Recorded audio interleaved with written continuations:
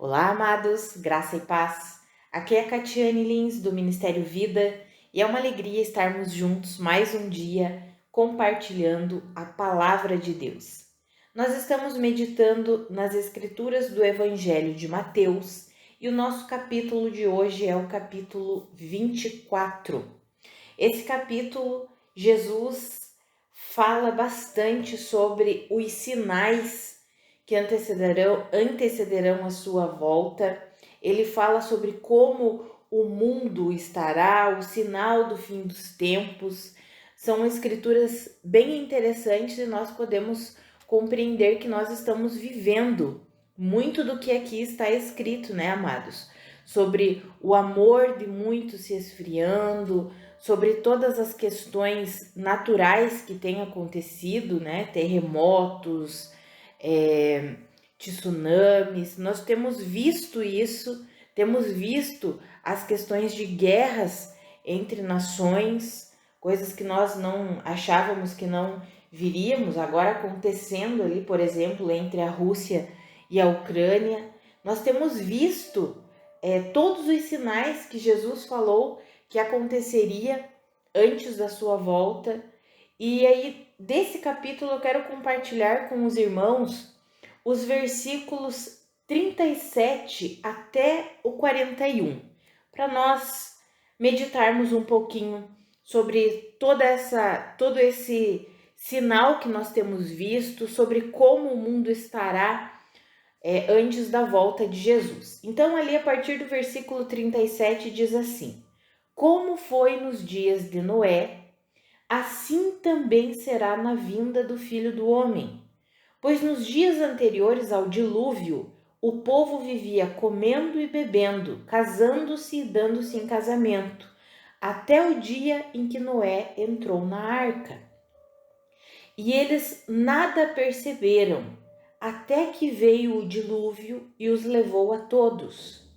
Assim acontecerá na vinda do Filho do Homem. 2 homens estarão no campo, um será levado e o outro deixado.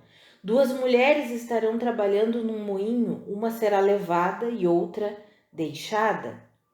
Amados, quando nós lemos todo o contexto, quando estudamos um pouquinho mais sobre a volta de Jesus, lendo também Apocalipse, o livro de Daniel, nós podemos compreender que a volta de Jesus, ela é um evento que não acontece simplesmente num dia, né? Quando fala o dia do Senhor, quando a Bíblia fala sobre o dia do Senhor, não é simplesmente um dia de 24 horas. É um período de eventos que vão acontecer que a Bíblia chama de o dia do Senhor. Aqui está escrito a vinda do Filho do Homem. São eventos que acontecerão num período de tempo. E aí, quando nós vemos Jesus falando que será como nos dias de Noé, ele está fazendo uma comparação.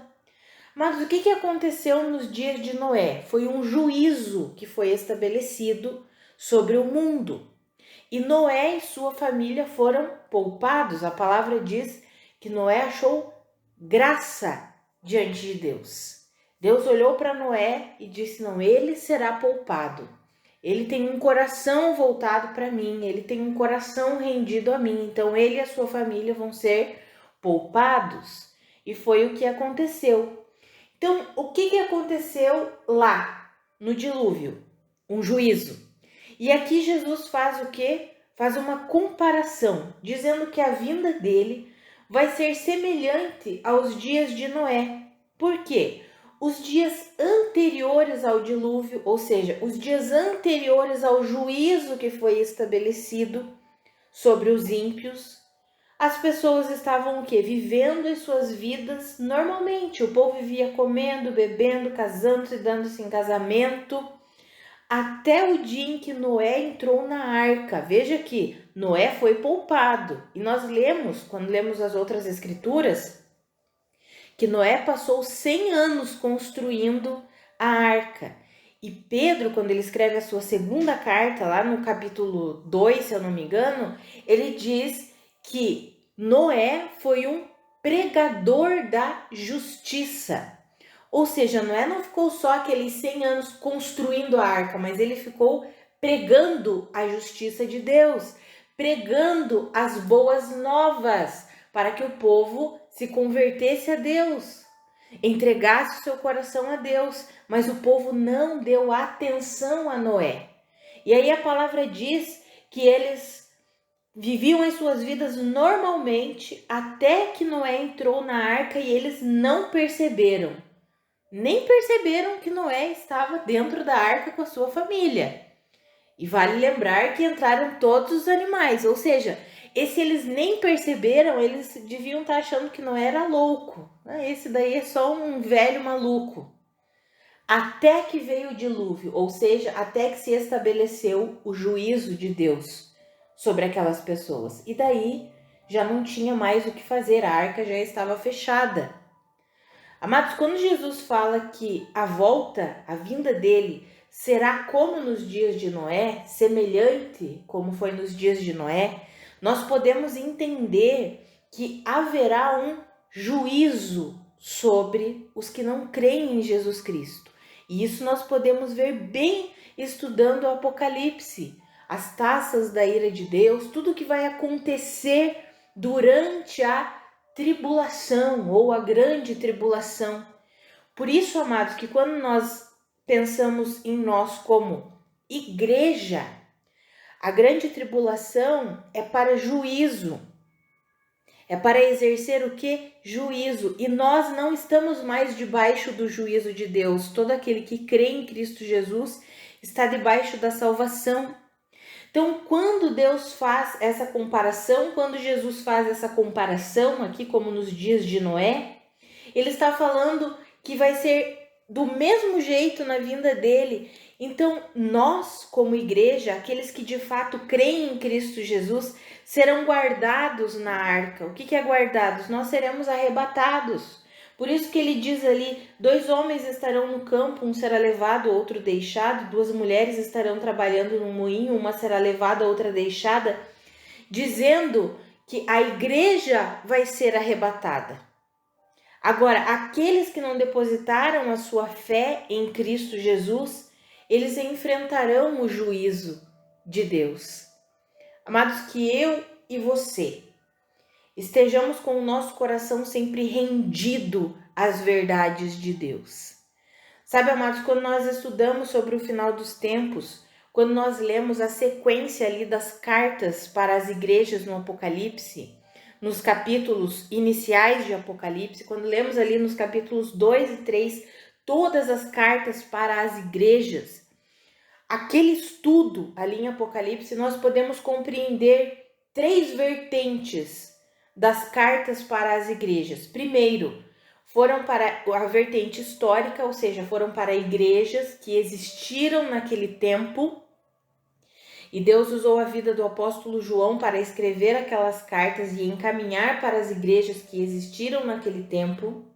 Também podemos ver a vertente profética no sentido de que aquelas exortações que Jesus dá para aquelas igrejas acontece desde que a igreja foi fundada até o final do tempo da igreja.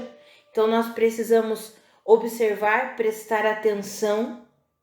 E também a vertente do final dos tempos, profética, alinhada com o final dos tempos. Quando nós olhamos a descrição da primeira carta para as igrejas do Apocalipse, que é a carta para a igreja de Éfeso, e aí nós vamos seguindo ali a sequência das cartas para as igrejas do Apocalipse, nós podemos ver uma correlação com a principal característica, vamos dizer assim, da igreja como um todo, como o corpo de Cristo ao longo dos anos, até a vinda de Jesus.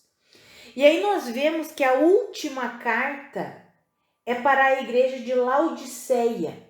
E a descrição dessa carta é de uma igreja que está vivendo exatamente como Jesus disse aqui nos dias de Noé, uma igreja vivendo como se pertencesse a essa terra aqui. Uma igreja que diz, eu tenho tudo, eu não preciso de mais nada. E Jesus olha para aquela igreja, amados, não é para o mundo, é para a igreja. A carta foi escrita para a igreja de Laodiceia, para o anjo da igreja, ou seja, para o pastor. Então, primeiramente para o líder e para todas as ovelhas. É uma carta direcionada para quem diz que é cristão. Aquela carta diz, Jesus disse, vocês precisam se arrepender. Vocês não são nem frios nem quentes porque vocês são mornos. Eu estou a ponto de vomitá-los. É uma igreja que causa náuseas no Senhor Jesus. Jesus disse, vocês precisam se arrepender porque eu estou à porta batendo. Amados, quando nós fazemos essa correlação daquela carta com essas escrituras aqui de Mateus capítulo 24, nós vemos que muitos e muitos se dizem cristãos, mas estão vivendo exatamente como os crentes daquela carta ali para a igreja de Laodiceia.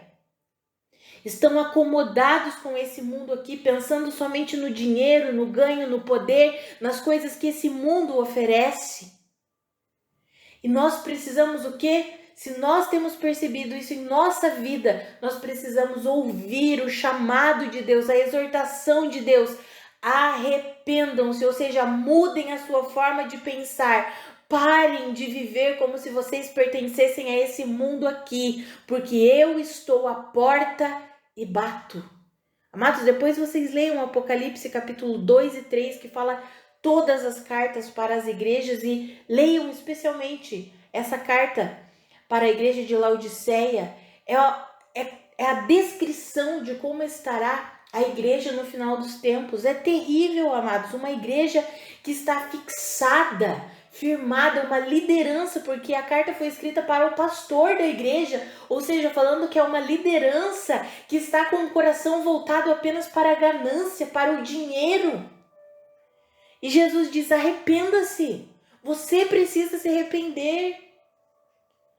Amados, que eu e você tenhamos o nosso coração sempre disponível para Deus, voltado para Cristo Jesus, que nós entendamos de uma vez por todas que nós não somos desse mundo, não pertencemos a esse mundo, nós fomos comprados com um alto preço, que é o preço do sangue de Jesus, e nós pertencemos a Cristo Jesus.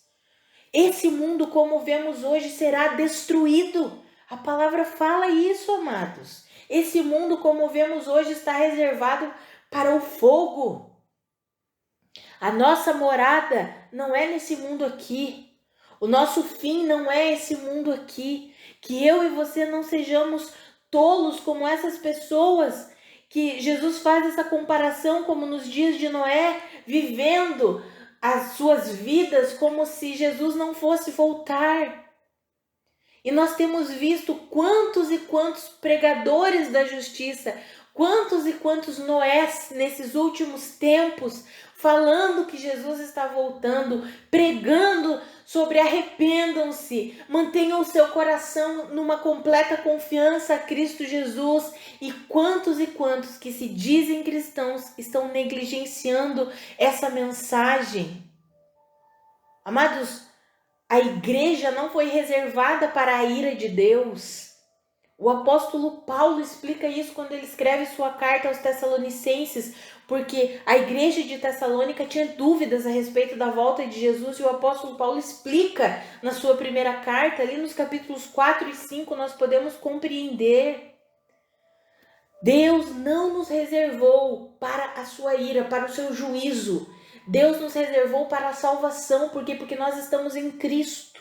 E estando em Cristo, nós depositando essa confiança completa em Cristo Jesus, nós podemos viver em descanso. Tanto que o apóstolo Paulo diz, vocês não estão nas trevas para que vocês temam a vinda do Senhor Jesus. Vocês estão na luz.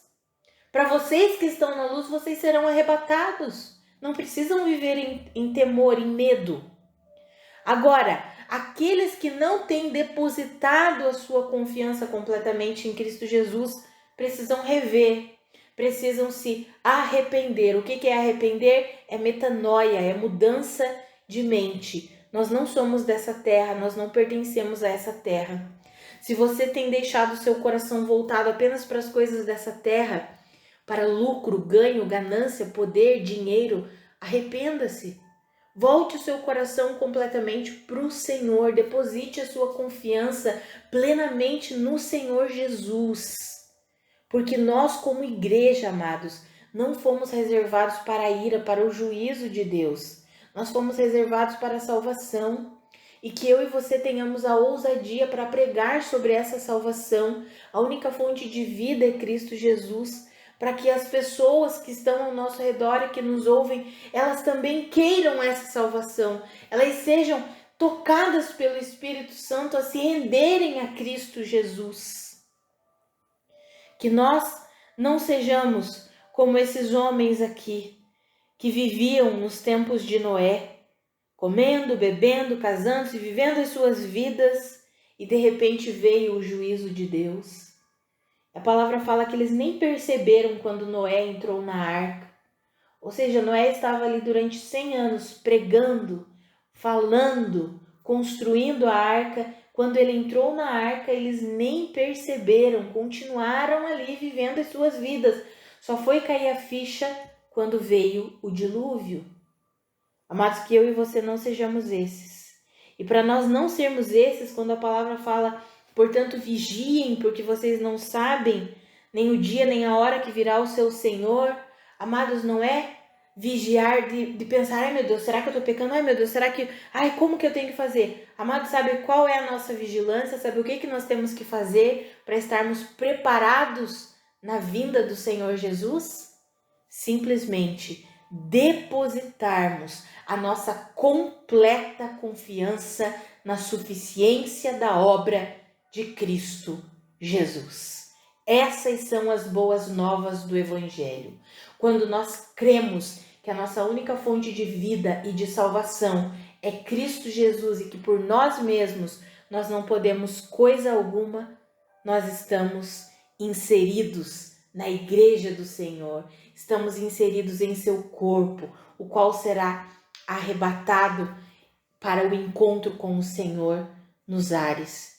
Que eu e você mantenhamos o nosso coração assim, rendido à suficiência de Cristo Jesus e bem longe das coisas desse mundo aqui, da ganância, do poder, do amor ao dinheiro, porque essa é a descrição que fala lá na carta a Laodiceia. Líderes e ovelhas que colocaram o seu coração no dinheiro, na ganância, no poder e acham que isso é viver o cristianismo. E aí Jesus dá uma repreensão para essas pessoas. Arrependam-se, porque eu estou à porta batendo. E aí ele diz lá em Apocalipse 3:20, aquele que abrir a porta, ou seja, aquele que parar de confiar nas coisas desse mundo e confiar em mim, abrir a porta do seu coração para que eu seja tudo na vida deles, então eu entrarei e cearei com ele e ele comigo. Ou seja, se nós nos voltarmos completamente para o Senhor, nós nos tornaremos o quê? Participantes. Eu creio que eu sou participante do corpo de Cristo. E eu quero incentivar você a ter essa certeza. Por quê? Porque a minha confiança está plenamente na suficiência de Cristo Jesus. E a minha oração é que a sua confiança também esteja na suficiência de Cristo Jesus. Nós não somos desse mundo, não pertencemos a esse mundo e podemos viver como filhos de Deus que nós somos. Fomos adotados por Deus e podemos viver assim. Deixe de lado a confiança na carne, deixe de lado a confiança nas coisas desse mundo. Deixa isso, nós não somos aqui desse mundo. E renda o seu coração, confiando plenamente na obra redentora que Cristo Jesus realizou em meu favor e em seu favor. Vamos orar? Pai, muito obrigada pela tua palavra, muito obrigada pela tua exortação. Pai, a minha oração é pela minha vida e pela vida dos meus irmãos. Pai, que nós não sejamos negligentes, que nós não estejamos cegos, pelo contrário, que nós não sejamos enganados pelas coisas desse mundo aqui, Pai. Mas que nós tenhamos o nosso coração bem firmado no Senhor, na suficiência de Cristo Jesus. Ah, Pai, que nós estejamos sempre alinhados com a tua verdade, com a tua vontade. Pai, que de maneira alguma eu e os meus irmãos depositemos a nossa confiança nas coisas desse mundo aqui, na sabedoria desse mundo aqui, no nosso próprio entendimento, na nossa própria capacidade. Pai, que nós possamos abandonar tudo isso. A confiança em nós mesmos, a confiança na sabedoria desse mundo, que nós possamos abrir mão de tudo isso e possamos receber plenamente a tua palavra, a tua verdade, que nós possamos confiar completamente na suficiência da obra de Cristo Jesus. Pai, a minha oração é que o Senhor nos ajude a nos mantermos assim, perseverantes em confiar na suficiência de Cristo, que nós não sejamos enganados pelo amor ao dinheiro, pelas coisas desse mundo aqui, mas que o nosso coração esteja sempre fortalecido no Senhor, firmado no Senhor, sabendo que a fonte de vida, a fonte de salvação, a fonte de redenção é Cristo Jesus, que a realidade encontra-se em Cristo, que nós não somos desse mundo, mas que nós pertencemos ao Senhor e estamos aqui ansiosos pela sua volta, Jesus. Clamamos pela sua volta, Jesus. Maranata, ora vem, Senhor Jesus. Pai, que enquanto nós estamos aqui nessa terra, nos dá ousadia para vivermos por meio da sua vida, proclamando as boas novas aos perdidos, para que mais e mais pessoas se rendam a Ti em completa confiança no Senhor. Pai, que nós não sejamos moldados por um sistema eclesiástico corrompido, mas que nós tenhamos a ousadia para viver plenamente o seu evangelho, evangelho que cura, evangelho que salva, evangelho que liberta, evangelho que nos dá a certeza da salvação, porque não depende de nós, mas depende do Senhor. E quando confiamos plenamente no Senhor, quando depositamos a nossa confiança na suficiência de Cristo Jesus, nós podemos descansar, porque sabemos que o Senhor fez uma obra e uma obra completa de redenção para a nossa vida, Pai. Senhor, que eu e os meus irmãos vivamos assim, em nome de Jesus. Amados, que a graça e a paz de nosso Senhor Jesus Cristo sejam multiplicadas sobre a sua vida. Um grande abraço e até amanhã.